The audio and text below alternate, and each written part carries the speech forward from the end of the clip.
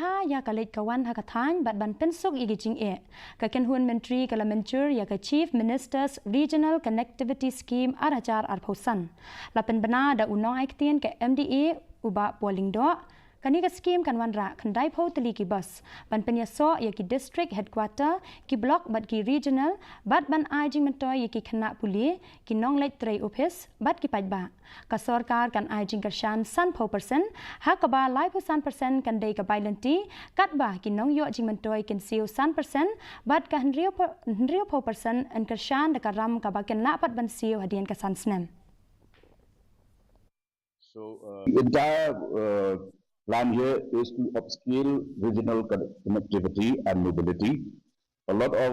block headquarters do not have the facility of such buses. So this is a major gap in the transport sector as of date. And with the introduction of this fresh fleet of 90 buses,